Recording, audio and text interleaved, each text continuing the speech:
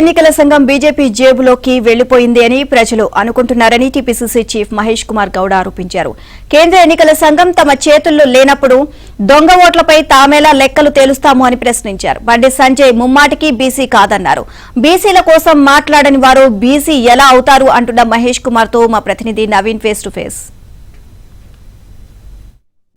Congress party అధికారంలో ఉంది కాబట్టి దమ్ముంటే ఓట్ల లెక్కలు తేల్చాలని, తెలంగాణలో కూడా దొంగ ఓట్లతో గెలిచారా అని డీకే అన్న చేసినటువంటి వ్యాఖ్యలపైన పీసీసీ అధ్యక్షుడు మహేష్ గౌడ్ కుమార్ ఏం చెప్తారు అనేటువంటి వారి మాటలు తెలుసుకుందాం. సార్, ఏం చెప్తారు? ఎలక్షన్ కమిషన్ ఆఫ్ ఇండియా స్వయం ప్రతిపత్తిక సంస్థ, అది వాళ్ళ బీజేపీ జేబులోకి పోయింది కాబట్టి ఇబ్బందులు వస్తూ ఉన్నాయి. ప్రజలంతా అనుకుంటుందంటే ఎలక్షన్ కమిషన్ ఆఫ్ ఇండియా నిష్పక్షపాతంగా చేయట్లే.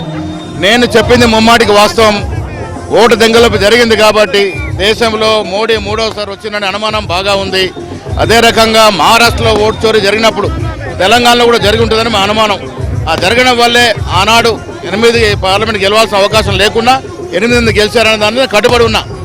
ఓట్ల దొంగలింపు తెలంగాణ కూడా జరిగింది.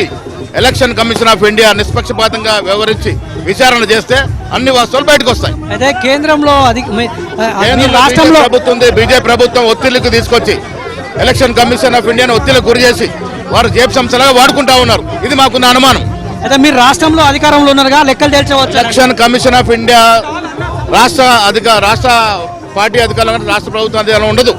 అది తెలుసుకోవాలి ఇందులో మా అరుణక్క గారు. అయితే దేశ్ముఖ్ బండి సంజయ్ కులం వేరు, దేశ్ముఖ్ బండి సంజయ్ బీసీనే కాదు దేశ్ముఖ్ అన్న వ్యాఖ్యలపైన దేశ్ముఖ్ ఎందుకన్నానంటే బీసీ బిడ్డ పుట్టి కూడా బీసీల కోసం పోరాటలేదు.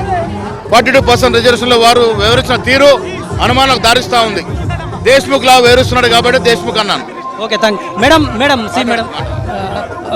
ఇది మహేష్ కుమార్ గౌడ్ అభిప్రాయం. దమ్ముంటే కేంద్ర ఎలక్షన్ కమిషన్ కేంద్రం చేతిలో ఉంటుంది కాబట్టి వాళ్ళే లెక్కలు తేల్చాలని మహేష్ కుమార్ గౌడ్ డీకే అన్నకు ప్రతి సవాల్ విసురుతున్నారు.